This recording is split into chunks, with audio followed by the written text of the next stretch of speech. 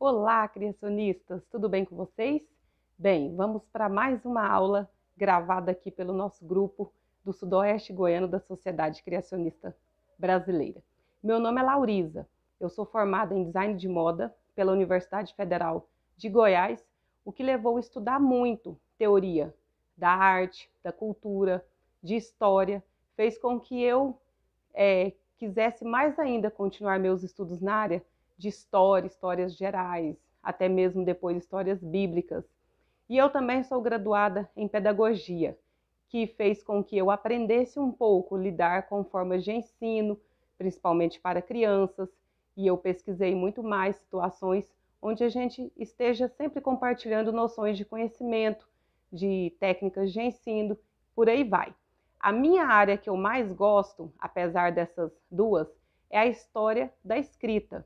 De onde que veio a escrita, como surgiu, o papel também, como a Bíblia chegou até nós. E isso é algo que eu venho estudando, tenho alguns livros sobre isso, venho pesquisando, venho assistindo diversas aulas também. E é maravilhoso esse conhecimento, porque a Bíblia, nós sabemos que ela também fez parte da história da escrita. E por ela ter chegado até nós, ela tem que nos trazer uma história maravilhosa, riquíssima. E é isso que nós vamos ver um pouquinho da nossa aula hoje. O título da aula é A Importância dos Escritos Originais para a Interpretação Bíblica, porque nós sabemos que a gente não só deve fazer a leitura da Bíblia como forma de meditação, mas nós devemos estudar. Daniel já dizia lá no livro dele que esse livro, mais para o final do tempo, seriam esquadrinhados. Então nós percebemos que não é só fazer uma leitura superficial da Bíblia, mas porém devemos examiná-lo com toda a profundidade e dentro da sua contextualidade. E nós vamos ver aqui que a interpretação bíblica dos textos, ela precisa ser feita, porque é a partir dela que nós vamos depois levar todas as situações cabíveis para trazer esse texto até o nosso contexto. Então, portanto, conhecer a Bíblia, estudar, examinar, para que a gente, a princípio, consiga fazer uma interpretação do texto da forma mais correta, vai nos levar, claro, ao alcance cada vez mais do pleno conhecimento de Deus também. Depois, interpretação correta ou errada de acordo com as traduções. Nós sabemos que a Bíblia, ao longo das eras aí que ela foi escrita, ela vem passando por diversas traduções. E algumas dessas traduções podem nos influenciar na hora da nossa interpretação correta dos textos. Se eu tiver uma tradução que está muito diferente do texto original, com certeza eu não vou conseguir fazer uma interpretação bíblica baseada em fatos reais, em fatos concretos. Ou seja, eu vou distorcer o texto da Bíblia e ainda trazer o contexto, errado para a minha vida. Descobrir que existem os idiomas originais que a Bíblia foi escrita. A princípio, nós sabemos que os três principais idiomas que a Bíblia foi escrito é o hebraico, um pouco do aramaico e o grego. Porém, nós sabemos que nem sempre dá para a gente ficar tão afiados nesses idiomas, mas conseguimos sim pesquisar várias palavras no originais e pelo menos entender que aqueles autores que falavam, escreviam nessas línguas, eles estavam em um contexto diferente do nosso. Então, portanto, é de suma importância que eu e você saibamos pelo menos os idiomas que a Bíblia foi escrita.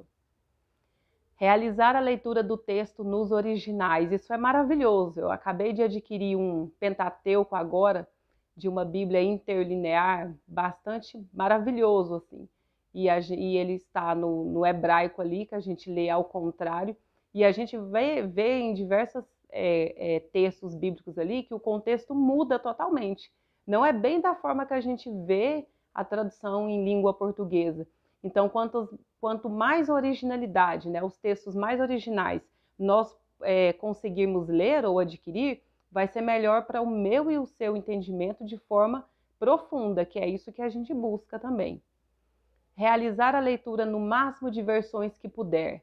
Bem, por que isso? Mesmo que sejam as versões um pouco mais, digamos assim, nem tanto assim vereditas, mas que a gente consiga ter muitas versões para a gente fazer até a comparação de uma com a outra, para a gente ver, nossa, como essa versão traz esse texto, a outra já fala quase que ao contrário, e assim a gente vai comparando. E dessa forma o nosso estudo e as versões, e comparando sempre com o original, vai solidificando. E assim nós vamos alcançando maior conhecimento de entendimento do que o autor quis também falar. Vamos continuar.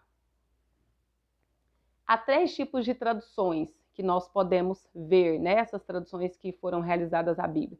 Primeiramente, a formal, depois a dinâmica e a paráfrase. A formal é aquela tradução transliterada, aquela interlinear, que o tradutor pegou o original e traduziu na íntegra, mesmo que as palavras não ficassem, às vezes, com a concordância tão boa, né, nos idiomas conhecidos, mas foi traduzido dessa forma. E a dinâmica é aquela que mescla os textos da tradução original também, do original, com um pouquinho concordâncias que chegam a se aproximar mais da nossa vivência, do nosso idioma. Então, essa dinâmica facilita um pouquinho, mas ela fica ali intercalada. E a paráfrase é quando o tradutor mantém o sentido original do texto, mas porém ele coloca em uma situação totalmente conhecida por nós, de cada país, de cada idioma, usando o nosso estilo de fala, talvez até jargões, e assim dessa forma ele se aproxima bastante de nós. Só que nós devemos ter cuidado, um pouquinho de cuidado com a paráfrase, porque ela às vezes se distancia muito do texto original. Já a hermenêutica bíblica, que é como se fosse uma lente, né, que os tradutores colocam para fazer as interpretações, ela pode estar, ela na verdade é ligada com esses 3 princípios que nós vamos ver. Primeiro, ela busca entender qual é a intenção do autor que foi inspirado. Quando o autor pegou aquele texto e foi escrever, o que ele tinha? Qual era a intenção dele? Por que ele escreveu aquele texto daquela forma? Depois, o que Deus buscava dizer a nós, porque nós sabemos que os autores bíblicos foram inspirados e não receberam apenas palavras, né, ou textos ditados por Deus. Então, o que Deus queria dizer para o homem, né, para a sociedade ali com aquele tipo de texto? E depois, apresenta as verdades bíblicas para o nosso contexto. Então, a hermenêutica, ela perpassa, né, por essas 3 situações. E é justamente essas 3 situações que eu e você devemos também buscar quando a gente está ali estudando a Bíblia de uma forma mais complexa. Devemos saber qual a intenção do autor, porque isso se remete à originalidade, né, daquela situação. Devemos saber o que Deus buscava dizer com isso e depois de entender tudo isso, trazer o texto bíblico para a minha vida, para a nossa vivência e para a sua vivência também, para o nosso cotidiano, para que assim ele fale e nos conceda uma vivacidade, né, ali de situação ou mudança de vida.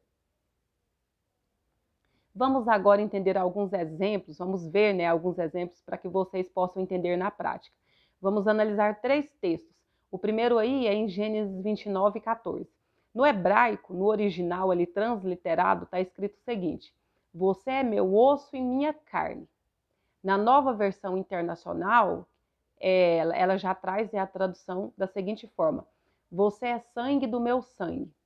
Na nova tradução na linguagem de hoje, já traz assim: sim, de fato você é da minha própria carne e sangue. E na Bíblia a Mensagem traz a seguinte declaração: verdadeiramente és tu o meu osso e a minha carne. Então nós vemos assim que a princípio o hebraico só falava do osso e da minha carne, de repente entrou um sangue na situação aí, porque no nosso conceito aqui, né, do ocidente, sangue, às vezes tem uma situação mais de profundidade do que talvez osso e carne. Mas aí as traduções continuam. Vamos passar para o próximo exemplo. 1 Samuel 25, 22. No hebraico está escrito assim: se eu deixar permanecer ao menos um que urine no muro, olha só, um que urine no muro. Este é o original de fato. A nova versão internacional já diz: caso eu deixe um só do sexo masculino. Já mudou ali completamente.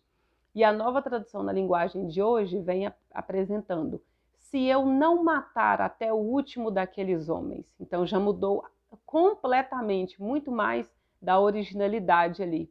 É claro, logicamente, que no contexto ali, né, oriental lá do hebraico, Deus estava se referindo aos homens, ao sexo masculino. Só que quando muda uma palavra, e aí a gente às vezes tem a tendência de querer fazer uma interpretação diferente. Então a gente tem que ter bastante cuidado. Vamos ao próximo exemplo. João 9, 24. No grego, né, porque o Novo Testamento está no grego, já vem escrito assim: dá glória a Deus. Somente isso. E a Nova Versão Internacional já traz: para a glória de Deus, diga a verdade. E depois, na Nova Tradução na linguagem de hoje, jure por Deus que você vai dizer a verdade. E a Bíblia, a mensagem, dá glória a Deus. Ou seja, nós vemos que a mensagem em vários textos, ela tenta buscar colocar de acordo mais com o original.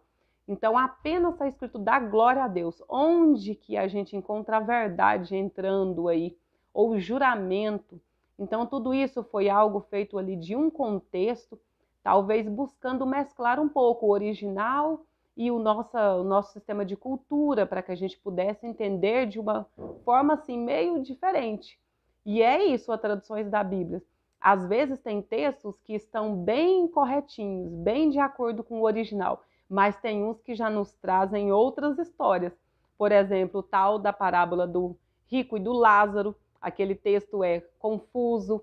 Outros textos, por exemplo, que Jesus disse ou não que o ladrão da cruz estaria hoje com ele no paraíso, e assim vai, diversos outros textos, por causa da tradução, eles optaram a seguir, às vezes, tradições, né, que já eram bastante fortalecidas ali naquela época, principalmente do aspecto católico, e assim foram fazendo as outras traduções mais modernas.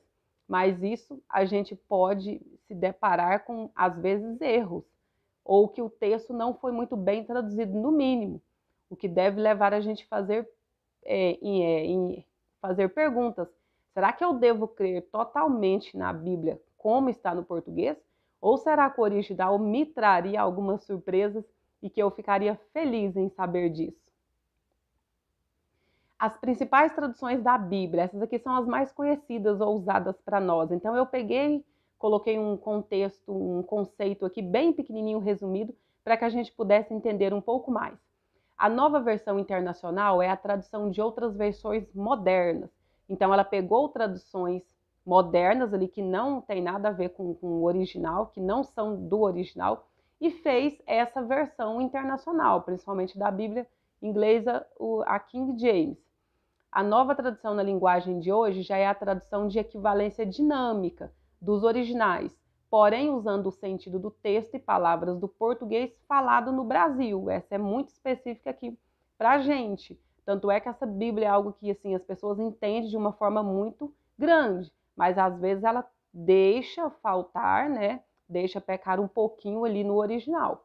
As Almeidas, né, que vem passando por traduções diferenciadas também, mas eu quis dizer aqui Almeidas fazendo generalização com todas, que são traduções diferentes com base ou no português ou em idiomas originais, né, que elas também fazem essa mescla de originalidade com traduções boas para nós, assim, no português.